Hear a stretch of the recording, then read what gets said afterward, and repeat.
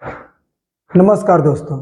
आज हम लोग बिहार बोर्ड का हिंदी वर्णिका जो है 2 नंबर एक्सरसाइज पढ़ने वाले हैं, जो ढहते विश्वास है। ढहते विश्वास के बारे में हम लोग जानेंगे। पार्ट 1 हम लोग जान चुके हैं, जिसमें पूरा लेक्चर आपको जो है पूरा सारांश आपको मिल जाएगा पूरी कहानी का।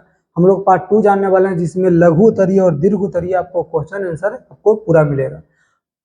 ढहते विश्वास है, इसके लेखक आपको मिल जाएंगे सात कोड़ी होता है। लेखक कौन है? सात कोड़ी होता है, और एक पूरी कहानी है। वर्णिका का है, पार्ट 2 है, क्लास 10th का हम लोग जानेंगे, और इसका क्वेश्चन आंसर देखेंगे कि क्वेश्चन आंसर क्या है। क्वेश्चन आंसर में पहला नंबर जो क्वेश्चन है, जो देखेंगे कि पहला नंबर क्वेश्चन कहता क्या है कि लक्ष्मी क्यों पिछड़ गई।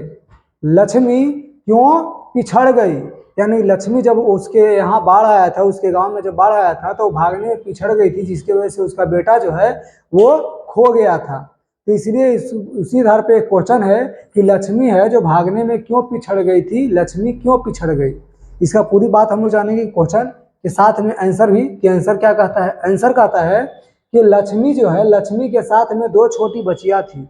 जब बाढ़ जैसे टूटा, बांध टूटा, तो बाढ़ आने प्रलय आ छा गया। जैसे प्रलय आने वाली हो गई थी, उसी तरह से अच्युत को छोड़ करके और लक्ष्मी अपने 2 बेटियों के साथ में, और एक बेटे को नन्ना मुन्ना जो एक बेटा था साल भर का, उसे अपने गोद में लिए हुए साथ में बर्तन से भरा हुआ, बर्तन चूड़ा और ये जो कपड़ा था उसका एक बोरी बनाए हुए माथा पर लेकर के उसे भाग रही थी, बाहर निकल रही थी, टीले पर जा रही थी। लेकिन रास्ते में ही इतना तेज बहाव था कि उसे सभी को आगे छोड़ करके और क्या करी, एक बरगद का पेड़ था, बरगद के पेड़ पे वहां पर सोरी धर करके लटक जाती है, यानी बरगद के पेड़ पर चढ़ जाती है, और इसी में वो लेट हो जाती है। यानी कि अपनी 2 बच्चियों के साथ में एक बेटा को लेकर जाती है, और 2 जो माथा वो बोरी होती है, जिसके वजह से वो लेट हो जाती है, यानी कि पिछड़ जाती है।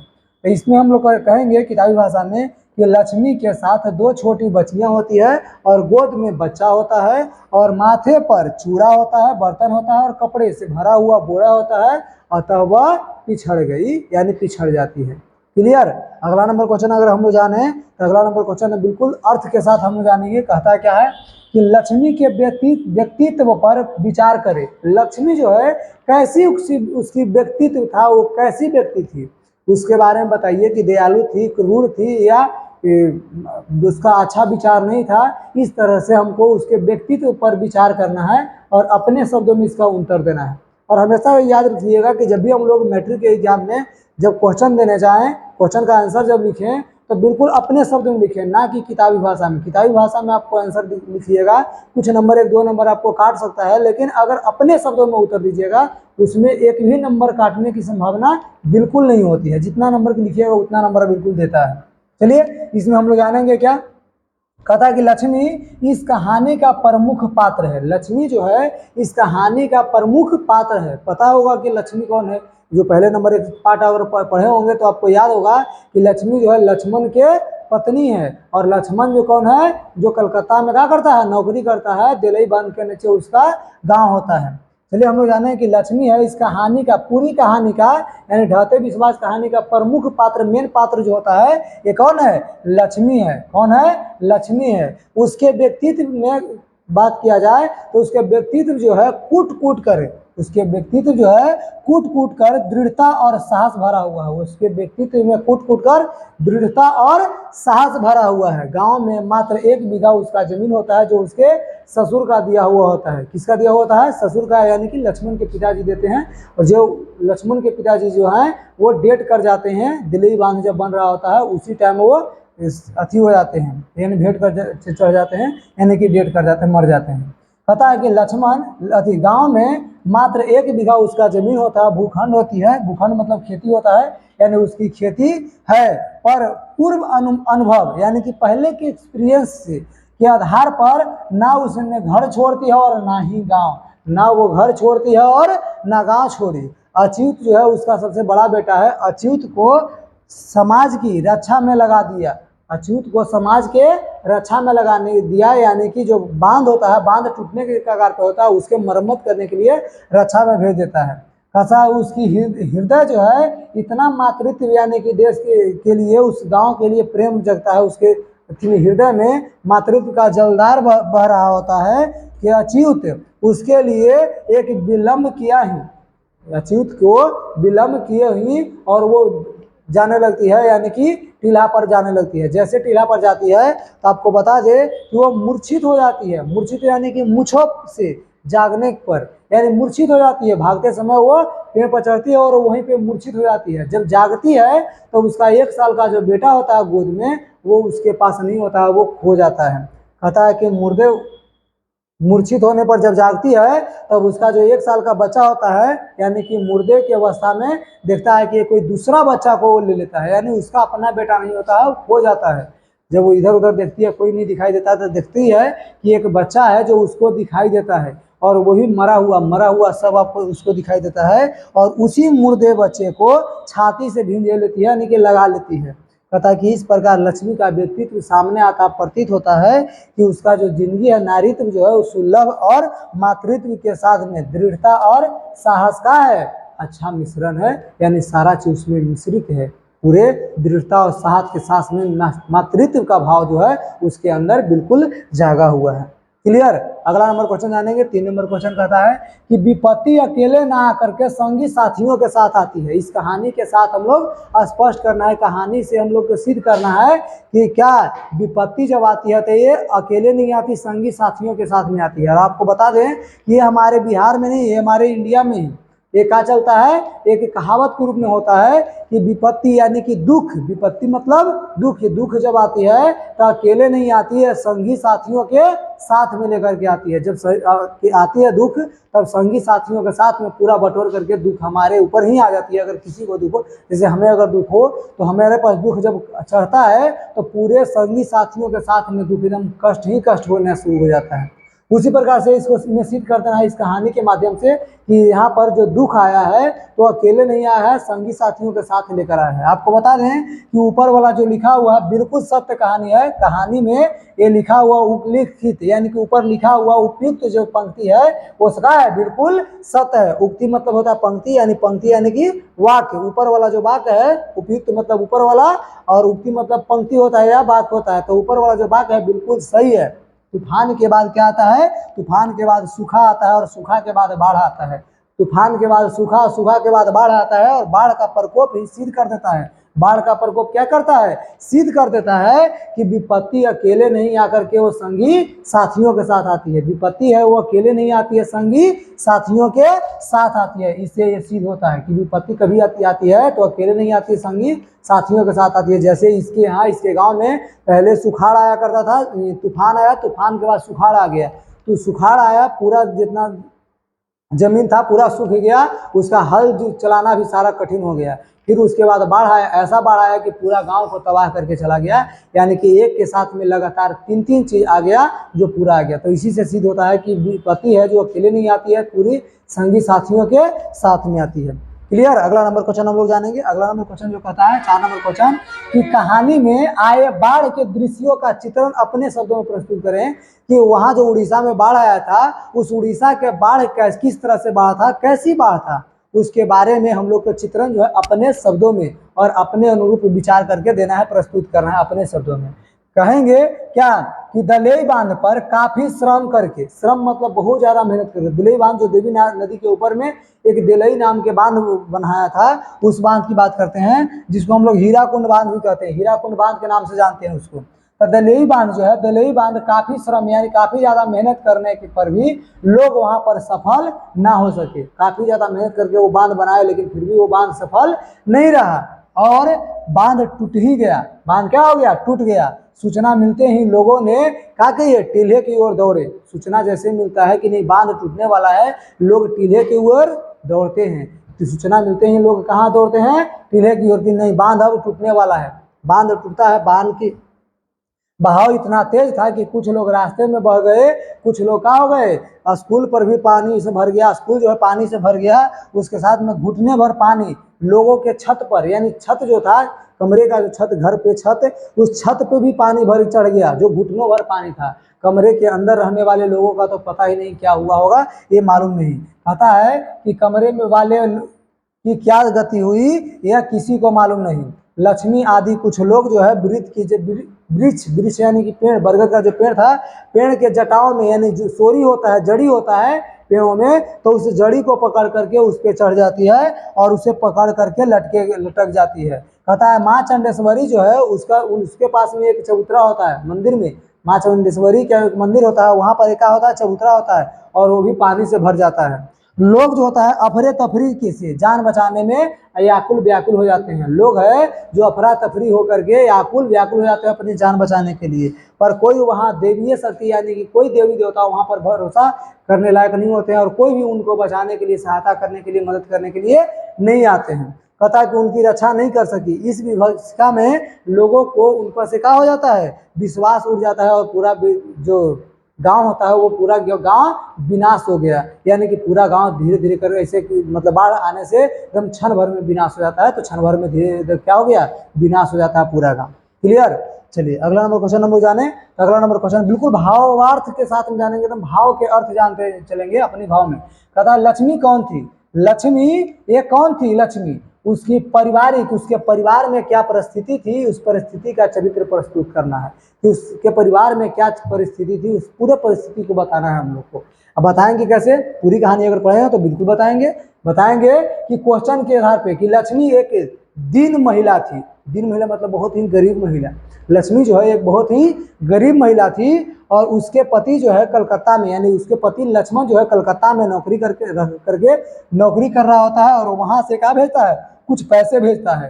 कहता है कि उससे बच्चों के साथ में लक्ष्मी का भरण पोषण जो है वो संभव नहीं होता है। उस जितना भरण पोषण वाले जो पैसा भेजता है उस पैसे से उस लक्ष्मी का पूरा परिवार का खर्चा नहीं चलता और उसके साथ में लक्ष्मी का भरण पोषण नहीं चलता और उसके पास मात्र 1 बीघा मात्र जमीन होता है, 1 बीघा भूखंड होता है यानी कि खेती होता है। प्रकृति के प्रकोप से वो भी तबाह बेचारा के रहता है। क्या वो खेती 1 बीघा जो जमीन होता है वो भी प्रकृति के प्रभाव से क्या होता है, तबाह रहता है। इतना प्रकोप रहता है कारण उसके हल चलाने का भी पैसे बेकार चले जाते हैं, वापस नहीं लौटते हैं।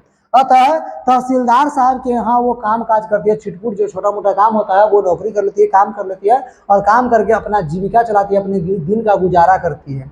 उसका एक बड़ा बेटा होता है जिसका नाम होता है अच्युत, 2 पुत्री होती हो यानी 2 बेटियां होती है और एक साल भर के यानी कि साल भर के एक बेटा होता है जो गोदी में खेलते रहता है यानी कि, और उसका स्वयं का भरण पोषण करने के लिए वो खुद की जिम्मेदारी यानी खुद स्वयं ही जिम्मेदारी लेती है और सारी जिम्मेदारी उसी पर होता है। कहता है कि उसका पारिवारिक जो है पारिवारिक स्थिति बहुत ही दयनीय होता है, यानी बहुत गरीबी वाला हाल है तो पूरा दयनीय होता है, यानी कि पूरा पारिवारिक स्थिति होता है, यानी कि गरीबी के अथी में आग में झुलस रही होती है, यानी कि दयनीय होती है। क्लियर। अगला नंबर अगर क्वेश्चन हम लोग जाने तो देखिए अगला नंबर क्वेश्चन क्या कहता है। अगला नंबर क्वेश्चन कहता है कि कहानी के आधार पर प्रमाणित करना है यानी सिद्ध करना है, प्रमाणित करना है यानी सिद्ध करना है। कहानी हम लोग जाने, कहानी के आधार पर हमको सिद्ध करना है कि उड़ीसा का जनजीवन बाढ़ और सूखा से काफी प्रभावित रहा है। ये बात सिद्ध करना है कि उड़ीसा का जो जनजीवन यानी लोगों का जो जीवन है बाढ़ और सुखाड़ से हमेशा प्रभावित रहता है, इसके बारे में बताना है। जानेंगे कि उड़ीसा के जो जनजीवन है, उड़ीसा के जनजीवन वो क्या है, सफल चितेरा 7 कोड़ी होता है, यानी कि उसके लेखक है 7 कोड़ी होता है।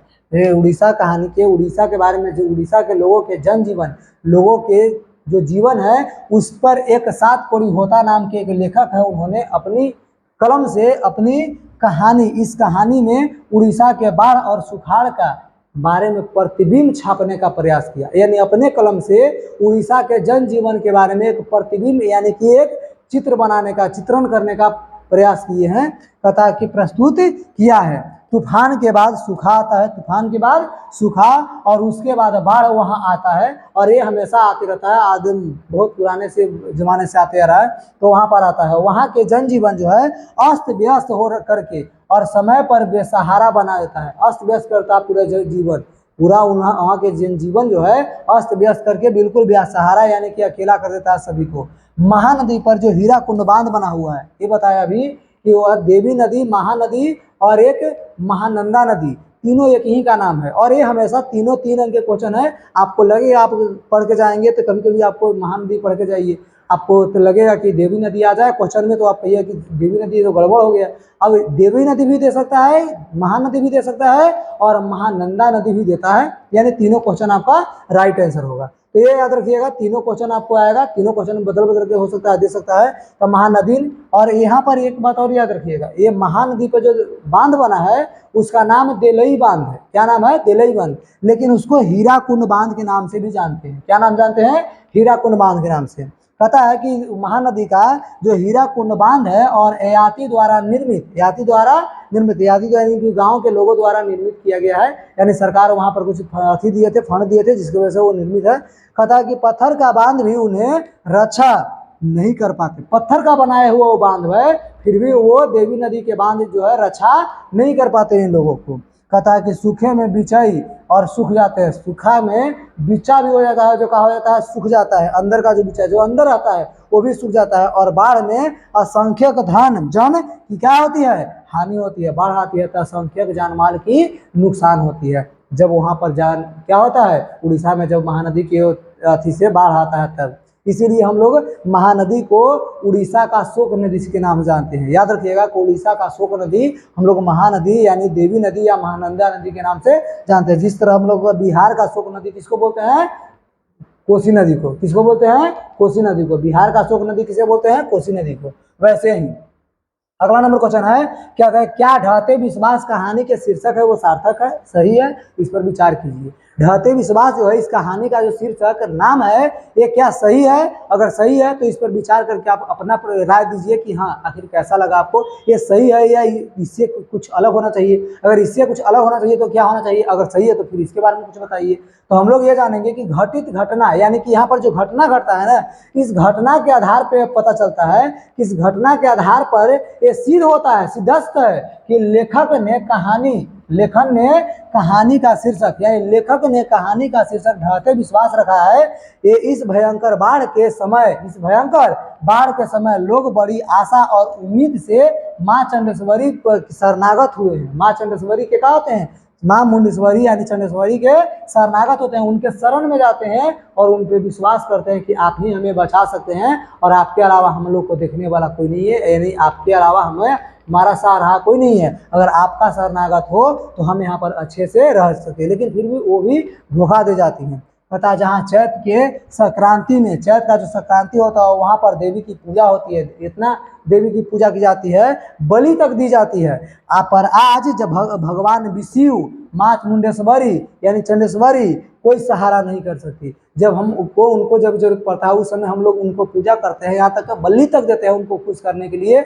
जब हमें विपत्ति है, हम दुखी में हैं, तो हमें वो देखते तक नहीं, हम लोग को रक्षा तक नहीं कर पाते। और इसलिए अब जो कहता है कि लोगों का उन पर से क्या हो जाता है? भरोसा नहीं रह गया है, यानी कि उन पर से भरोसा खत्म हो जाता है। तथा देवी देवताओं पर से विश्वास उठने लगा। अतः यह कहानी का शीर्षक जो है सटीक और सत्य है। ये कहानी का जो शीर्षक है क्या है? सटीक है या सत्य है, यानी कि बिल्कुल राइट आंसर है। यानी कि इसका जो शीर्षक होगा बिल्कुल राइट होगा कि ढहते विश्वास कहानी का जो लेखक ने लिखा है ये बिल्कुल सही है।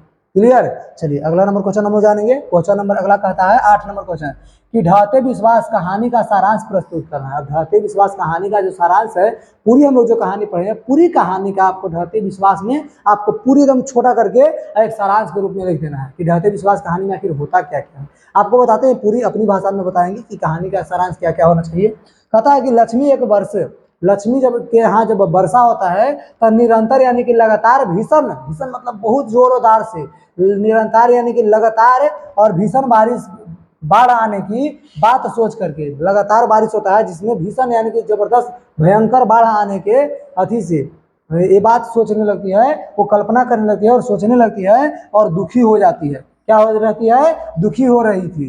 कहता है कि उसके पति जो लक्ष्मण जो है कलकत्ता में नौकरी करता है। उसके पति लक्ष्मी के पति लक्ष्मण जो है क्या नौकरी करता है? कलकत्ता में नौकरी करता है और वहां से कुछ पैसे भेज देता था। कहता है कि वह स्वयं तहसीलदार के यहाँ छिटपुट काम करके अपने बच्चों का भरण पोषण करता है। यानी कि लक्ष्मण जो है कलकत्ता में नौकरी करके कुछ पैसे भेजता है, उससे भरण पोषण ठीक से नहीं हो पाता है और इसके वजह से लक्ष्मी जो है ये अपने गाँव में ही एक तहसीलदार साहब थे, वह उनके यहाँ छोट-मोट थोड़ा बहुत नौकरी करके और कुछ पैसे मिलता था, उसे भर अपना जीवन यानी कि जीविका चला लेती थी।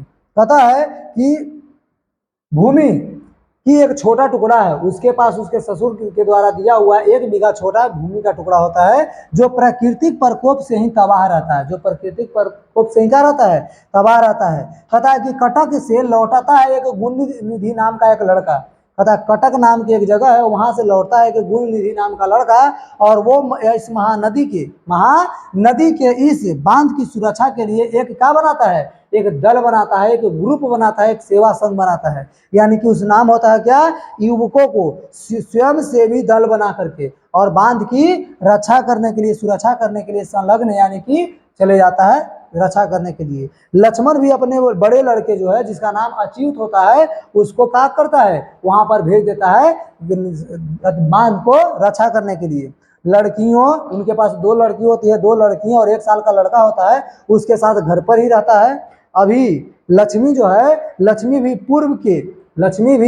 पूर्व के आधार पर, यानी पहले जिस एक बार और ऐसा हुआ था कि बाढ़ आया था, जब वो शादी उदी होकर के वो आई थी, तब उस समय बाढ़ आया था, जिसकी वजह से बहुत प्रकोप आया था, यानी कि पूरा गांव दह गया था। और वैसे ही फिर से दोबारा बाढ़ आने वाला होता है। कहता है कि उस बार की इसको नजर आ रही थी कि बिल्कुल उस बार ऐसा हुआ था, और उसी बार के बात ये सोच करके और बिल्कुल समझ रही थी कि फिर से बाढ़ आएगा तो फिर से हमको जाना पड़ेगा टीला पे, यानी गांव छोड़ना पड़ेगा। और इसके वजह से वो कुछ चूड़ा और बर्तन और कपड़ा को संग्रह करके जमा करके एक बोरी में बांध लेती है। गाय और बकरियों का जो पगहा होता है वो खोल दिया करते हैं, यानी खोल देती है। अच्युत को बांध पर ही छोड़ देता है, यानी कि बांध को रक्षा करने के लिए जूझ रहा होता है। बाढ़ आ गई, बाढ़ आ जाता है, यानी कि बाढ़ एकदम बिल्कुल समझिए कि लबालब पानी भर जाता है, बाढ़ के ऊपर से पानी गिरना शुरू हो जाता है। उसी टाइम में शोर मच जाता है कि गुण निधि काम में जुटा रहता है। गुण निधि है जो काम में जुटा हुआ रहता है, यानी कि बांध को रक्षा करने में ही जुटा रहता है, लेकिन लोगों में जोश भर रहा होता है। जो बड़े बुजुर्ग लोग होते हैं, लोगों में जोश भर रहे होते हैं, और जोश भर करके उन सबको तैयार रखते हैं और सभी को निर्देश देते हैं क्या, और लोगों को ऊंचे जगह पर, यानी कि टीला पर, जो ऊंचा जगह पहाड़ी वाला जो टीला होता है, जो जहाँ पर पानी ना पहुंच पाए, उस ऊंचे वाले टीले पे जाने का निर्देश दे देते हैं। सब लोग जो है विश्वास आशंका में बदल जाता है, सब लोगों का विश्वास है क्या में बदल जाता है, आशंका यानी कि शक में बदल जाता है, और लोग कांपते हुए पैरों से वो उस टीले की ओर, यानी ऊंच जो होता है ऊंचा वाला, वहां पर भागने लगते हैं।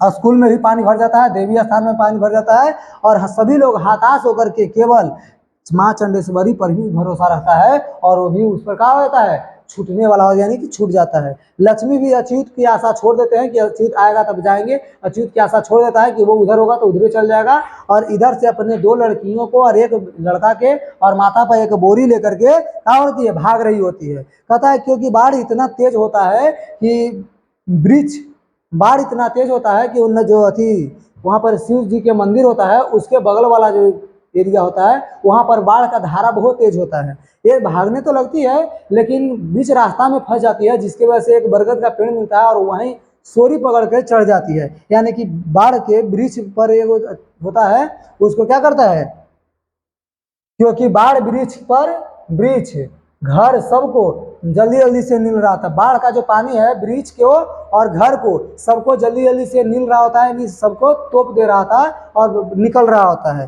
कहता है कि शिव मंदिर का समीप में बहाव इतना तेज बढ़ गया था। शिव मंदिर के जो बगल में वाला जो एरिया है, जो रास्ता, वहाँ पर बहाव का तेज बहाव जो होता है बाढ़ का, वो बहुत ज्यादा क्या होता है, तेज हो जाता है, कि लक्ष्मी बरगद की जटा में लटक जाती है और लटक करके पेड़ पर चढ़ गई।